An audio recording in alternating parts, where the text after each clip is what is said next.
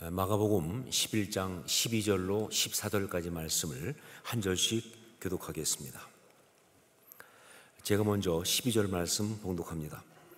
이튿날 그들이 베다니에서 나왔을 때에 예수께서 시장하신지라 멀리서 잎사귀 있는 한 무화과 나무를 보시고 혹 그 나무에 무엇이 있을까 하여 가셨더니 가서 보신즉 잎사귀 외에 아무것도 없더라.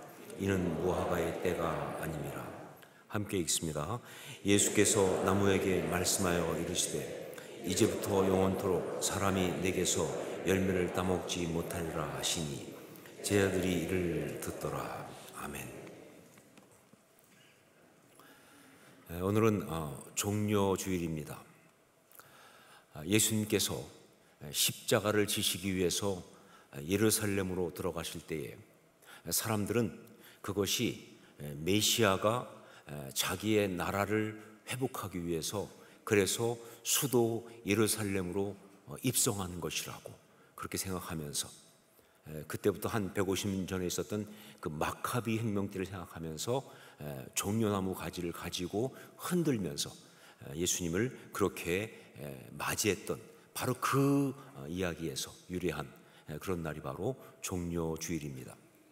자, 그런데 2022년 종려주일에 오늘 우리는 좀 특별한 이야기를 보면서 우리에게 주시는 메시지를 받으려고 합니다. 보통 이 말씀은요, 이 종려주일 어떤 그때 이야기 중에 있긴 하지만 그러나 종려주일에 잘 다루지 않는 그런 말씀인데, 그런데 성령께서는 코로나로 인해서 현장에 제대로 모여서 예배를 드리지 못하다가 이제 부활주일을 맞아서 현장 예배를 회복하자고 하는 제자리 캠페인을 펼치고 있는 우리에게 올해 바로 우리에게 주신 말씀으로 이 말씀을 주신 겁니다. 자, 어떤 말씀이냐? 그것은 바로 예수님께서 무화과 나무를 저주하신 이야기예요. 예수님께서 무화과 나무를 저주하신 이야기예요. 예수님께서 십자가를 지시기 위해서 이제 예루살렘에 올라가셔서 마지막 한 주간을 예루살렘에 계셨는데, 그때 예수님은요, 낮에는 예루살렘에 계시고 밤에는 베다니에 나와서 주무셨어요. 그때 그 베다니에서 예루살렘으로 오가면서 있었던 이야기 가운데 바로 이 이야기는요, 사실 굉장히 우리를 당황스럽게 합니다. 일부러 삐딱하게 보려고 그래서 그런 것이 아니고 일부러 비판하려고 해서 그러는 것이 아니어도요, 자꾸 보면서 좀 시험 드는, 좀 의문이 생기는 그런 이야기입니다. 우리가 모르는 무슨 사정이 있겠지라는 생각이 들지만 그래도 개운치 않다, 잘 이해가 안 된다, 그런 것이죠. 우선 예수님께서 시장하셨고 그래서 지나가는 길에 무화과 나무가 있는 걸 보시고 거기에서 먹을 것이 있는가 해서 가서 열매를 찾다가 없으니까 그 나무를 저주하셨다는 것이 상당히 우리를 곤혹스럽게 합니다. 만일 이 이야기가 드러나는 게 전부라고 한다면, 즉 이 이야기를 지금 읽으면서 우리가 이해하고 있는 그게 진짜라고 한다면 예수님하고 우리하고 무슨 차이가 있냐 그 말이죠. 아니, 배고픔을 참지 못하는 것이나 그러다가 뜻대로 안 되니까 분노하는 것이나, 배고프면 화내잖아요 사람들이, 그렇죠? 아니면 그러면서 분풀이로 나무를 저주하는 것 등등, 이건요 저도 요즘 안 하는 겁니다. 옛날엔 많이 했지만 저도 요즘 잘 안 하는데, 근데 도대체 이거 어떻게 된 거냐 하는 거죠. 사실 옛날에는 이 말씀의 이 부분을 보면서 더 시험에 들었던 건데, 그건 바로 이런 표현, 이런 말씀이 나오기 때문에 그래요. 이는 무화과의 때가 아님이라 라는 말씀이, 성경이 아주 이야기를 하면서 이는 무화과의 때가 아님이라 라고 그렇게 기록하고 있어요. 배고프신 예수님께서 잎사귀가 있는 무화과 나무를 보고 거기 열매가 있는가 해서 갔는데 열매가 없더라. 그래서 그 나무를 저주하셨는데, 그때가 근데 뭐예요? 왜 열매가 없느냐? 무화과의 때가 아니었다는 거예요. 무화과 열매가 있을 때가 아니었기 때문에 열매가 없었다는 겁니다. 아니, 때도 아닌 그때에 나무에 열매가 없다고, 그렇다고 그 나무를 갖다가 저주하시다니, 이건 정말 그 나무의 인권, 아니 나무니까 목권이죠. 목권을 너무 무시하시는, 너무 유린하시는 그런 거 아니냐 그 말이죠. 그렇죠? 정말 그 무화과 나무의 억울함을 어쩌면 좋아요. 뭐 이런 생각이 드는 거예요. 정말 예수님을 사랑하는 사람으로서 굉장히 아주 마음이 힘듭니다. 어떻게 이걸 갖다가 해석하고 어떻게 이걸 갖다가 좀 말해야 될지 몰라서 말이죠. 자, 그런데 이 부분에 대해서는요 나중에 풀렸습니다. 유모세 선교사라는 분이 쓴 열린다 성경에도 나와 있지만 유대 지방에는요 보통 무화과가 5번 열립니다. 무화과 나무가 열매가 5번 열리는데, 그런데 첫 번째 열리는 건 굉장히 작고 보잘것없고 맛이 없어요. 그래서 이걸 따버려야 합니다. 그렇다 보니까 이 주인이 보통은 그 첫 번째 맺히는 무화과는 길 가는 행인들이라든가 혹은 가난한 사람들이 와서 따먹으라고 다 허락을 해주는 거예요. 그렇게 따버려야 그 다음에 좋은 무화과가 열리기 때문에 그런 것이죠. 자, 그때 그 첫 번째로 맺는 무화과를 뭐라고 부르느냐? 파게라고 부릅니다. 파게. 그리고 그 다음부터 맺히는, 두 번째부터 쭉 맺히는 좋은 무화과를 갖다가 테헤나라고 얘기하죠. 테헤나. 여러분 성경에 나오는 말 중, 지명 중에서 벳바게라고 들어보셨죠? 벳바게. 이 벳바게는 바로 뭐냐? 파게의 집이란 뜻이에요. 벳파게, 파게의 집이란 뜻이에요. 그리고 또 성경에 나오는 지명 중에서 베다니라는 것이죠. 베다니. 이것은 테헤나의 집이란 뜻입니다. 벳다니, 테헤나의 집이다, 그런 뜻이에요.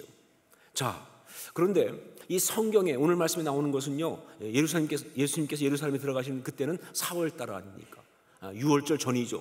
그때는 언제냐? 바로 파게가 열릴 때예요. 그리고 아직 테헤나의 때는 아닌 거죠. 그러니까 무화과의 첫 번째 열매가 열리는, 파게가 열릴 때이고 테헤나의 때는 아니었다. 그래서 예수님께서 지나가다가 잎사귀가 있는 무화과 나무를 보시고는 길 가는 행인이나 가난한 자가 먹을 수 있도록 하신 거니까, 그러니까 가서 이 열매를, 파게를 따먹으려고 가신 거다, 그 말이에요. 자, 그러니까 그때가 무화과의 때가 아님이라라는 말은 무슨 얘기냐? 그건 바로 뭐예요? 무화과 열매가 없을 때가 그게 아니라 테헤나의 때가 아니다. 이게 당연히 뭐예요? 파게의 때죠. 그러니까 테헤나의 때는 아니다. 그러니까 뭐예요? 파게가 있을 때다. 그러니까 예수님이 그 파게라고 하는 그 열매를 따먹으려고 가신 거예요. 자, 그런데 여러분, 이 테헤나의 때 전에, 즉 파게가 있어야 하는 그때에 예수님께서 당연히 열매가 있어서 갔는데 가보니까 뭐예요? 없어요. 잎사귀는 있는데 이 파게가 아직 없는 거예요. 그 말은 무슨 얘기냐? 이제 그 나무는 앞으로 두어봤자 열매가 맺힐 가능성이 없다, 그 뜻이에요. 왜냐하면 파게부터 시작해서 쭉 5번 맺혀야 되는데 아예 파게가 없으니까 그 나무는 두어봤자 앞으로 열매를 맺을 가능성이 없다는 뜻이다. 그래서 예수님께서 이제부터 영원히토록 사람이 내게서 열매를 따먹지 못하리라 라고 말씀하셨다고 그렇게 해석을 하는 거죠. 자, 궁금했던 한 가지는 해소가 되었습니다. 자, 그런데 여전히 남는 것은 예수님께서 배고픔을 참지 못하셨고 그래서 그것 때문에 분노하신 것이 아니냐라는 의심, 그리고 만약 그렇다고 한다면 자신의 사소한 분노로 하나님의 엄청난 능력을 사용하신 것이 혹시 아닌가 하는 어떤 그런 의구심, 이건 남는 거예요. 아무리 이해하려고 해도 배고픔을 참지 못하고 분노하신 거 아니야? 그래서 저주하신 거 아니야? 그렇다고 한다면 자기의 사소한 분노로 하나님이 주신 그 능력, 전능자 능력을 그냥 막 사용하신 거 아니냐 하는 어떤 그런 의구심은 이게 지울 수가 없어요. 자, 예수님 왜 그러셨을까? 정말 알 수 없는 그런 혼란스러움입니다. 자, 그런데 이야기는 여기서 끝이 아니에요. 그렇게 나무를 저주하시고는 예루살렘에 들어가셨어요. 가서 성전을 정화하시는 일을 그날 하셨습니다. 그리고 이제 저녁에 나왔어요. 그리고 베다니에서 주무시고 그 다음날 또다시 예루살렘으로 들어가시는 그때 그 나무 앞을 지나가게 됐는데 거기에서 이 무화과 나무 이야기는 또 계속됩니다.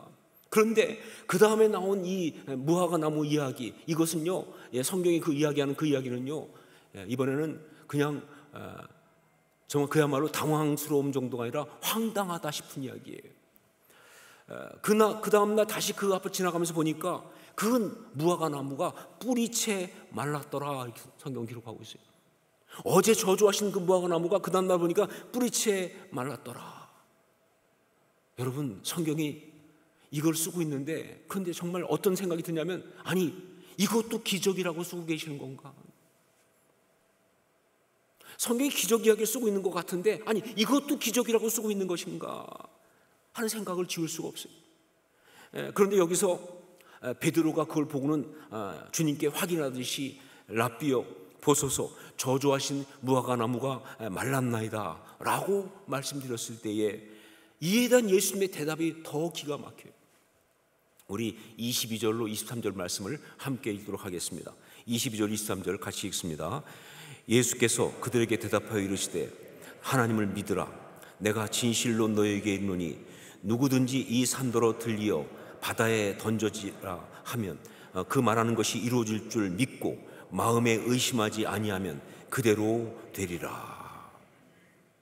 예수님은요, 이것에 대해서 마치 굉장히 엄청난 영적인 일을 하신 것처럼, 어떻게 이렇게 됐습니까?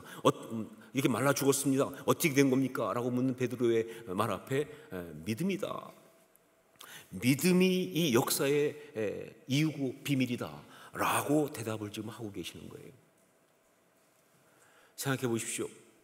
배고파서 그 무화과 나무에서 열매를 찾다가 거기에 열매가 없으니까, 그러니까 화가 나서, 이건 뭐 제 해석이지만 그 나무를 저주해 놓으시고는 그 결과 그 나무가 이튿날 뿌리채 말라 버린 것을 보면서 이게 바로 믿음의 결과다, 믿음으로 이런 일이 일어난다 라고 말씀하시는 거, 이거 정말 주님 맞으십니까? 이거 정말 어떻게 우리 보고 받아들이라는 거예요 도대체?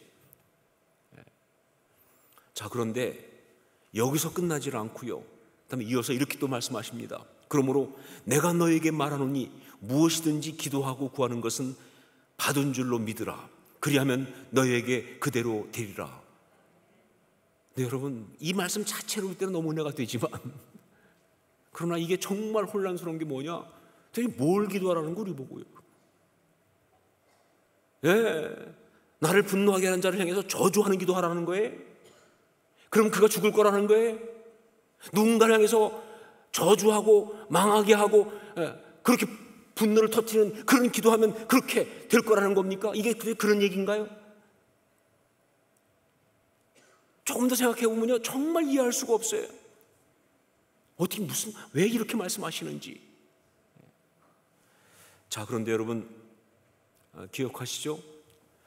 예수님께서 우리의 상식으로 이해할 수 없는 그런 행동이나 그런 말씀을 하실 때는요, 거기엔 분명한 이유가 있는데 바로 그 이유가 뭐냐면 메시지라고. 예, 그래요. 정말 내용이 파격적이면 파격적일수록 그 강조하시는 메시지의 그 중요성은 더 중요한 거예요. 그 강조는 더 강조가 되는 거예요. 그게 바로 성경 말씀이에요. 오늘 말씀도 마찬가지입니다. 분명히 말하지만 우리 주님이 우리와 똑같이 배고프시고 목마르시고 지치고 피곤함을 느끼시는 분인 거 맞아요. 이거는 분명합니다. 왜냐하면 우리 주님은 우리와 똑같은 거예요. 인성을 가지고 계시니까. 그러나 여러분, 그러나 우리가 똑같은 육신을 가지고 계시고 인성을 갖고 계시지만 죄는 없으시니라. 그러나 그 배고픔 때문에, 그 피곤함 때문에 분노하시거나 절망하시거나 저주하시거나 그러진 않으신다는 거예요. 절대 그럴 수가 없어요. 그러므로 오늘 말씀은 이렇게 이해할 수 있습니다. 우선 예수님께서 시장하셔서 무화과 나무를 보고 열매가 있는가 하여 따먹으려고 가신 것은 지극히 정상적인 거예요. 자, 특별한 이유가 없어요. 그냥 배고픈데 무화과 나무가 있으니까 열매가 있으면 먹겠다고 가신 거예요. 왜냐하면 정말 그렇게 잎이 무성한 그걸 보면요, 당연히 뭐가 있어야 돼요? 파괴가 있어야 되니까. 그건 따먹게 돼 있는 거니까. 그래서 주님께서 따 드시려고 가신 거예요. 근데 가보니까 잎만 무성하지 정작 있어야 될 파괴, 즉 열매가 없더라는 거예요. 자, 그렇다면 보통은 뭐예요? 그냥 돌아서는 겁니다. 아, 열매가 없구나. 그런데 주님은 그 순간 이렇게 잎사귀는 분명히 무성하고 굉장히 파괴가 많을 것처럼 보이는데, 그런데 실제로 필요한 열매가 없는 이 이상한 무화과 나무를 보시는 순간 메시지가 떠오르신 거예요. 제자들에게, 그리고 모든 신앙인들에게 주실 메시지가 떠오른 거예요. 그래서 성경 말씀이 마지막에 뭐라고 되어 있어요? 제자들이 듣더라 이렇게 된 겁니다. 메시지가 떠오르신 거예요. 혹자는 말하기를 이 열매 없는 무화과 나무는 이스라엘을 말하는 것이고, 그래서 이스라엘을 향하는 어떤 그런 메시지로 이렇게 저주하신 것이다 라고 말하는데, 뭐 그럴 수 있습니다. 여하튼 간에 이것은 신앙인에게 주는 정말 잊을 수 없는 강력한 그런 메시지예요. 그 메시지를 주기 위해서 그 나무를 저주하시는 파격적인 어떤 그런 행동을 하신 거예요. 그렇기 때문에 그 다음날 베드로가 그 나무에 대해서 죽었다고 얘기하는 순간 그 이야기를 받아서 예수님은 계속 이야기를 이어가고 계시는 거예요. 메시지를 주는 것이니까. 다시 한번 말하지만 예수님께서 열매 없는 그 무화과 나무를 저주하신 것은요, 슈바이처의 말대로, 여러분 슈바이처는 누군지 아시죠? 적도의 성자라고 하는 아주 훌륭한 분이잖아요. 그런데 여러분 슈바이처는 사실은 의사이면서도 신학자이면서 또 음악가이면서 하여간 정말 특이한 사람이에요. 훌륭하긴 한데, 그런데 신학자로서는 이건 문제가 좀 있어요. 굉장히 리버럴합니다. 그래서 슈바이처의 주장을 그대로 가면요 큰일 납니다. 신학자로서는 굉장히 좀 문제가 많아요. 근데 슈바이처가 어떤 식으로 말했느냐, 이걸 가지고 예수님이 배고프신데 먹을 것이 없어서 순간 이성을 잃었다 이렇게 얘기하고 있는 거예요. 그러니까 이 무화과 나무를 저주하신 것을 갖다가 슈바이처는 그렇게 해석한 거예요. 배고프신데 그래서 먹을 걸 구했는데 그게 없으니까 순간 이성을 잃고 화를 내면서 이런 만행을 저지르셨다, 이런 식으로. 그거 절대 아니죠. 그게 아니고 바로 우리에게 강조해야 될 너무나 중요한 메시지 때문에 그렇게 하신 것이다 하는 거죠. 자, 그렇다면 그 메시지가 무엇인가? 그 메시지는 아주 분명하고 단순합니다. 바로 신앙인은 열매가 있어야 한다는 메시지. 신앙인은 열매가 있어야 한다. 그리고 여기에 덧붙여서 그 무화과 나무에서 열매를 구하시는 그 모습에서, 열매가 있는가 하여 가보시는 그 모습에서 다음과 같은 아주 강하고 분명한 메시지가 오늘 이 말씀을 받고 있는 우리 모두에게 직접적으로 지금 이렇게 선포되고 있습니다. 나는 내게 이런 신앙의 열매를 원한다. 나무에게서 열매를 찾으시는 그 주님의 그 모습이 바로 우리한테 이런 메시지로 다가오고 있는 겁니다. 나는 내게서 이런 신앙의 열매를 원한다. 그 나무에 열매가 없어서, 그래서 그 나무를 저주하셨고, 그래서 그 다음날 그 나무가 뿌리채 말라 죽은 것이 파격적이면 파격적일수록 우리의 삶을 향한, 내가 신앙인이라고 한다면 열매가 있어야 한다, 그리고 나는 내게 그런 신앙의 열매를 원한다라고 하는 이 주의 메시지는 강력하고 또 강력한 메시지예요. 이게 성경 말씀이에요. 여러분, 열매 없는 신앙인은 신앙인이 아니라는 것이죠. 열매 없는 신앙인, 그 모습을 못 봐주겠다는 겁니다. 아니, 가만두지 않겠다는 겁니다. 아니, 무엇을 안 하셔도 결국 그런 사람은 그렇게 스스로 말라 죽어버리는 꼴불견이 될 수밖에 없다, 그런 이야기예요. 여러분, 반드시 기억하십시오. 우리 주님이 이 에피소드를 통해서 강조하시는 것은요, 제자들의 마음에 새겨넣듯이 집어넣으신 바로 그 메시지는 바로 신앙의 열매라는 그 메시지인 것을, 그 열매를 주님이 찾으신다는 그 사실을, 자, 그렇다면 그 신앙의 열매는 무엇인가? 신앙의 열매란 무엇인가? 그것은요, 베드로의 어떤 말에 대답하신 우리 주님의 그 말씀에 답이 있어요. 베드로는요, 주님께 랍비여 보소서, 나무가 죽었습니다 라고 하면서 어떻게 이 나무가 죽은 건지를 묻는 질문을 했지만, 그 베드로의 질문에 대한 우리 주님의 대답은요, 어떻게 그 나무가 죽었는지 그걸 말씀하시는 것이 아니라 이미 그 전부터 시작했던 그 메시지, 바로 뭐예요? 신앙의 열매가 무엇인지 그 얘기를 하고 있는 거예요. 사실은 베드로의 질문에 대한 대답이 아니라 신앙의 열매가 무엇인지 그 말씀을 하시면서 대답을 하신 거예요. 우리 22절로 23절 말씀을 다시 한번 함께 읽겠습니다. 22절 23절 같이 읽습니다. 예수께서 그들에게 대답하여 이르시되 하나님을 믿으라. 내가 진실로 너에게 이르노니 누구든지 이 산더러 들리어 바다에 던져지라 하며 그 말하는 것이 이루어질 줄 믿고 마음에 의심하지 아니하면 그대로 되리라. 신앙의 열매라는 것은 무엇인가? 예, 이 말씀을 보면 뭐예요? 그건 바로 한마디로 믿음이다. 정확히 말하면 믿음의 힘이 나타나는 것, 그것이다. 신앙의 열매는 바로 믿음의 힘이 나타나는 것, 그것이다. 믿는다고 하면서 믿음이 없다고 한다면, 신앙이라고 하면서 믿음의 결과가 나타난 어떤 것도 없다고 한다면, 그건 바로 뭐와 같으냐? 잎사귀만 무성한 그 무화과 나무와 같다는 겁니다. 볼 땐 분명히 그럴듯한데, 당연히 그래야 하는데 가보니 열매가 없는, 바로 그와 똑같다고 하는 거예요. 예, 신앙의 열매는 뭘 말하는 것이냐? 믿음의 열매를 말하는 거예요. 믿음의 힘이 보여지면서 그 믿음의 이야기가 역사하면서 나타내면서 만들어낸 그 이야기, 이게 바로 믿음의 열매, 신앙의 열매인 거예요. 자, 그렇다고 한다면 그런 믿음의 열매를 맺으려면 어떻게 해야 하는가? 우리가 그런 믿음의 열매를 맺으려면 어떻게 해야 하는가? 예, 오늘 말씀을 통해서 볼 때 무엇보다 먼저 믿음으로 결단하고 행동해야 돼요. 믿음의 열매를 맺으려면요, 정말 중요한 게 뭐냐? 믿음으로 결단하고 행동해야 합니다. 즉 믿음을 선포하고 그 믿음대로 몸을 던져야 하는 거예요.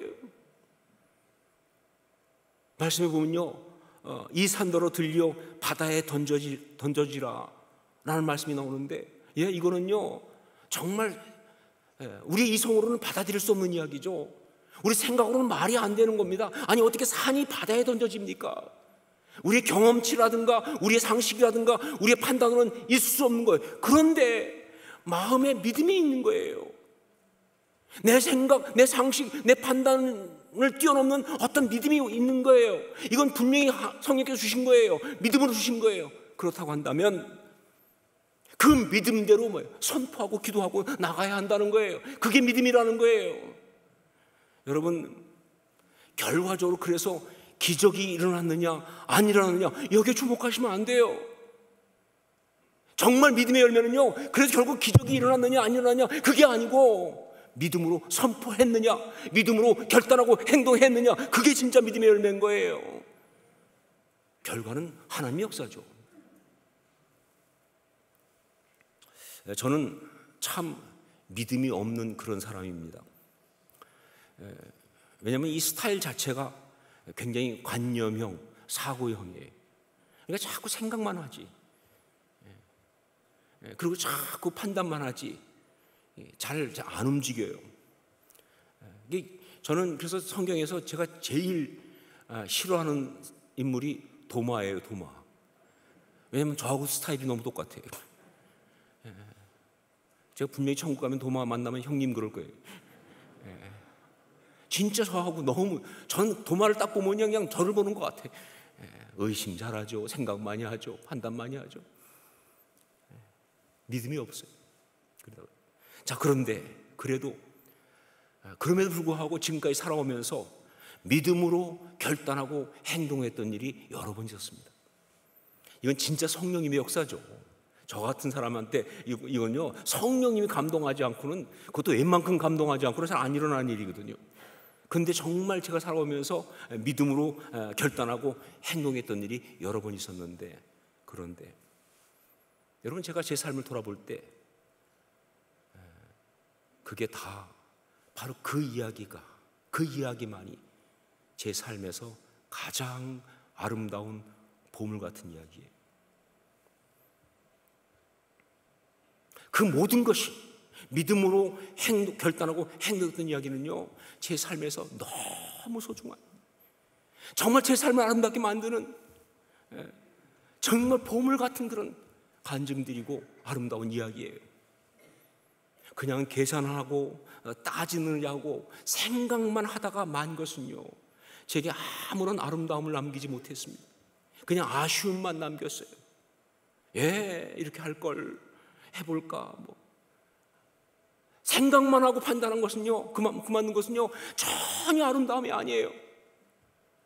하지만 믿음으로 결단하고 거기에 몸을 던진 것은요, 제 삶의 신앙의 열매를 맺었습니다. 정말 제 삶에서 정말 아름답다고 말할 수 있는 그런 이야기고요. 무엇보다 그것은요, 주님과의 관계를 견고하게 만드는 기가 막힌 은혜예요. 네, 정말 그런 믿음의 어떤 그런 결단과 그리고 행동이라고 하는 그 열매가 있었으니까 지금도 살아가면서 때때로 신앙이 흔들릴 때마다 버티는 거예요. 그게 나로 하여금 버티게 만들어요.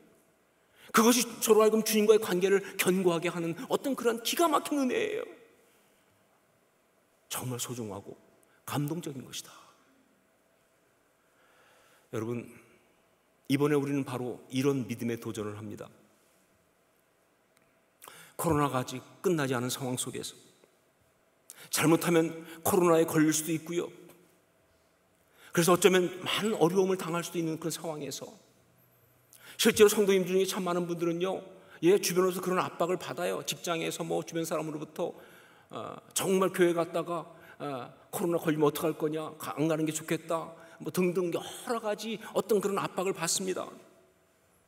그런 상황 속에서 과감히 현장으로 나와서 예배를 드리는 그런 믿음의 결단을 우리가 하려고 하는 겁니다. 이건요, 성령님이 제 마음에 주신 정말 견딜 수 없는 그런 도전이셨어요.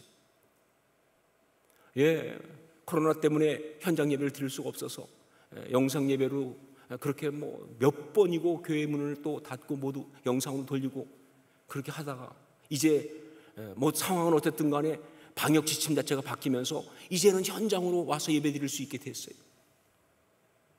그런데 아직도 자리가 차질 않아. 올 수 없어서 안 오는 게 아닌데, 올 수 있다고 하는데, 근데 아직도 자리가 차지 않고 있는 걸 보면서 말이죠, 제 마음이 얼마나 안타까워. 이 안타까움은요, 처음에 정말 예배를 드리려고 하지만 방역 지침 때문에 올 수가 없습니다. 그래서 현장에 오지 못하게 하고 영상을 돌리면서, 그러면서 정말 이 자리에서 아무도 없는 텅 빈 자리에서 혼자 카메라 보고 설교할 때 그 안타까움보다 훨씬 심합니다, 사실은. 그러면서 마음에 이런 두려움이 있어요. 이러다 큰일 나겠다. 이러다 정말 큰일 나겠다. 이러다 정말 우리 교회 무너지겠다. 우리 신앙 다 날아가겠구나. 정말 얼마나 많은 성도들이 그냥 그 신앙에서 내려가 버릴까.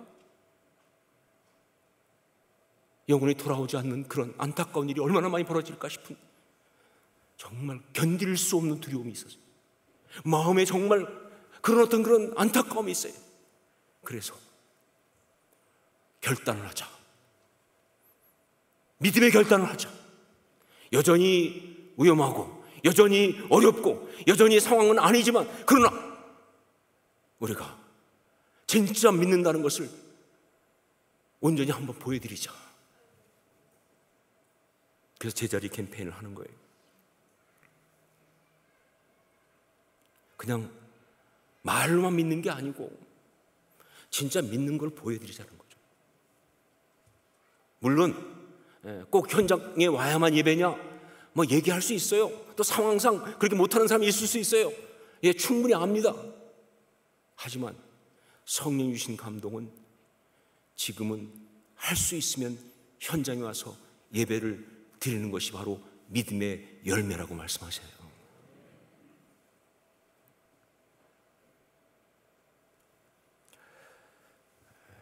바로 이런 믿음의 결단하면서 믿음의 열매를 맺어야 하기 때문에 이번 종료주일에 바로 이 말씀을 주신 것이 아닌가 그렇게 믿습니다.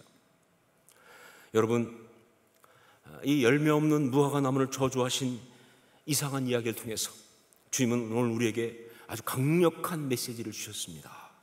나는 내게 신앙의 열매를 원한다 라고. 나는 내게 신앙의 열매를 원한다. 고영원 선교사가 만든 찬양 가운데 땅끝에서 주님을 배우리 죽게 드릴 열매 가득 안고 라는 가사가 있습니다. 저는요 정말 이 가사는 부를 때마다 은혜가 돼요. 특히 제 가슴을 갖다가 정말 깊게 터치하는 건 뭐냐, 땅끝에서 주님을 배우리, 그 다음에 나오는 죽게 드릴 열매 가득 안고. 거룩한 부담이에요. 빈손으로 배울 수 없죠. 주님 뵙고 싶은데 빈손으로 배울 수는 없다. 죽게 드릴 열매를 가득 안고 배웠으면 좋겠다. 이 감동 때문에, 이 부담 때문에 이 찬양의 가사가 정말 부를 때마다 제 마음을 터치합니다. 자, 그런데 여기서 말한 그 죽게 드릴 열매, 그것은요 뭐 직접적으로는 선교의 열매, 전도의 열매 이것을 말하는 것이지만, 그러나 그것만을 말하는 게 아닙니다. 사실은 신앙의 힘으로 죄와 싸워 이긴 모든 것을 말하는 것이다. 유혹을 이긴 것,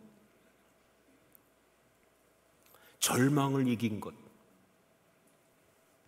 이기심을 이긴 것, 꿈을 다시 꾼 것, 예배하기 어려운 상황에서 참된 예배를 위해서 결단한 것, 낙심 가운데서 그러나 찬양하고 예배를 올려드린 것, 주님 때문에 정말 힘들지만 견딘 것, 주님 때문에 사랑할 수 없는 사람이지만 그러나 정말 끝까지 사랑한 것, 그를 품고 용납한 것, 용서한 것, 이게 열매. 여러분, 우리는요 주님 만날 때 이 열매를 가득히 안고 만나야 됩니다. 우리 주님 만날 때 이 열매를 가득히 안고 만나야 돼요. 왜냐하면요 우리 주님이 그 열매를 찾고 원하시니까 말이죠. 그리고 그것이 진짜 아름다운 신앙인의 모습이니까. 기도하겠습니다.